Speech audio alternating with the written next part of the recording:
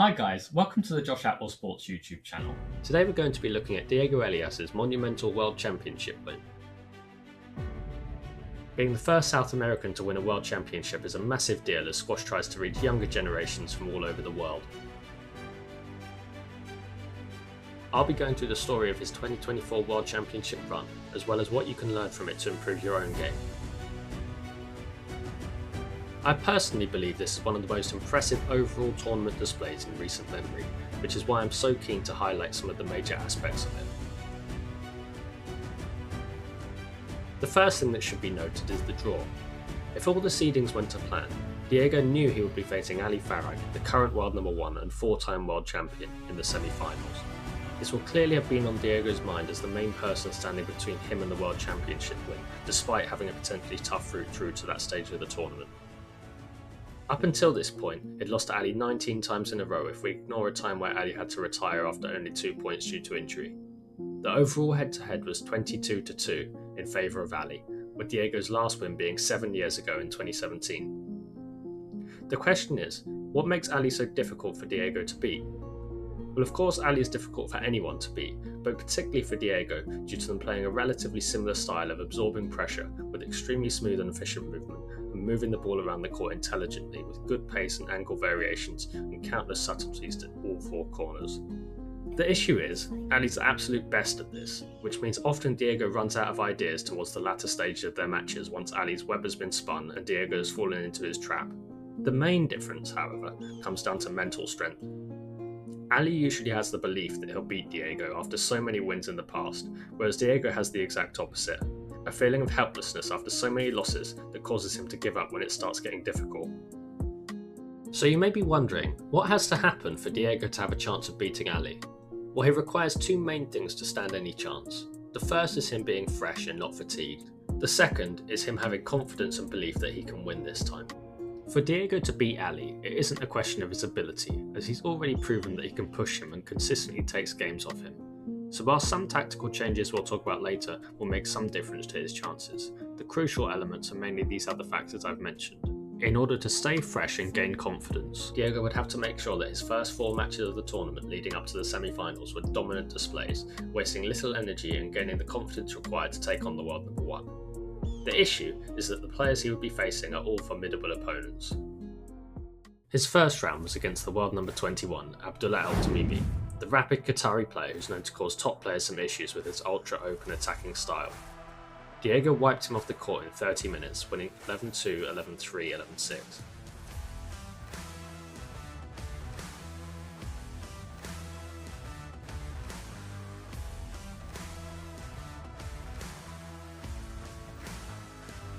Then came the Spanish world number 24, Iker Pajares, who's at the opposite end of the style spectrum to Tamimi.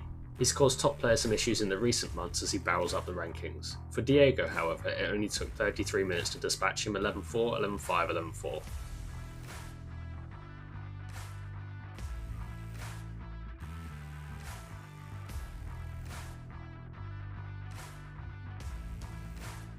Next up was the world number 15, the Egyptian gunslinger Youssef Ibrahim, one of the most skillful players on the tour, known to cause major discomfort for even the best players in the world, and someone who's beaten the likes of Mohamed El Shabagi. Diego didn't even give him a chance as he bulldozed him 11-2, 11-3, 11-2 in 35 minutes.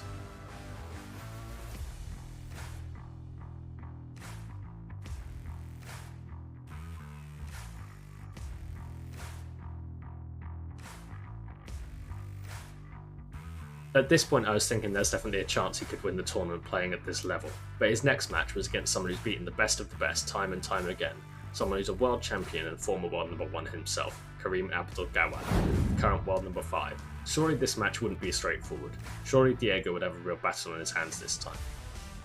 Not this time, as Diego chopped Gawad 11-5, 11-1, 11-6, 34 minutes.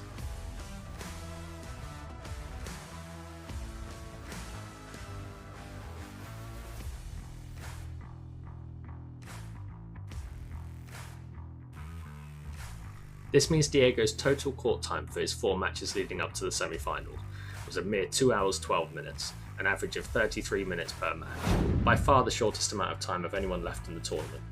In fact, in his first 4 matches he only dropped 43 points overall. That equates to just under 11 points a match, which therefore equates to less than 4 points a game.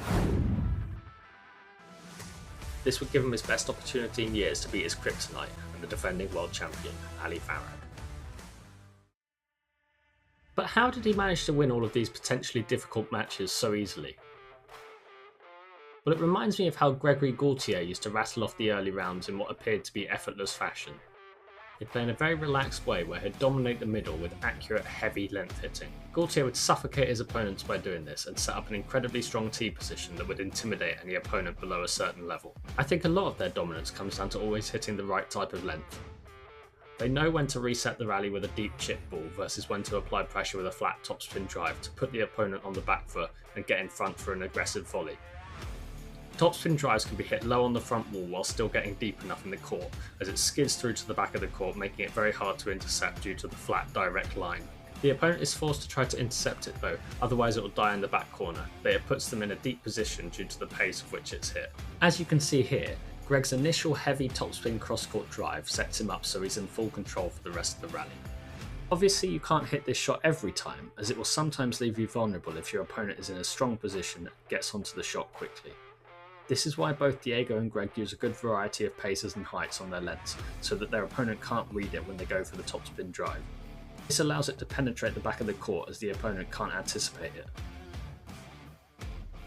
An important thing to make sure you do when trying this is to make sure your first movement after hitting the shot is a sharp one forwards, either to capitalise on the space created in front or to cover a potential short ball response if you haven't got the line quite right on your shot and leave yourself exposed. From a technical standpoint, it's just about rolling the top edge of the racket through rather than leading with the bottom edge like you would do for most shots in squash. Opponents also get desperate due to Greg and Diego's good retrieval abilities, so they start to go for more shots, which either results in errors or it allows Diego or Greg to pounce on any short ball extremely quickly and either counter drop it or whip the wrist for a flat cross court or straight ball past the opponent. This sort of suffocating squash is a great way to filter out the weaker players from the stronger ones.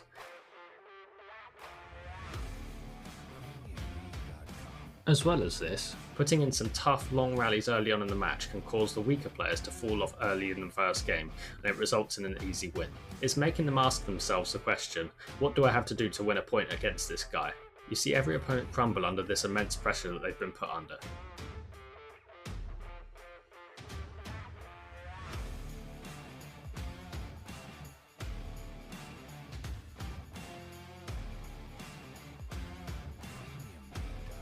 Notice the similarities in body language between Diego and Greg too.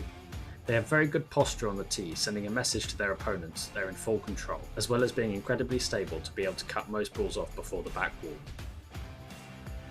Notice how neither of them look rushed to win any points either. They're just moving the ball around the court methodically and look so relaxed and efficient doing it. Ironically, by not trying to force points too much and being patient, they end up winning faster in the long run.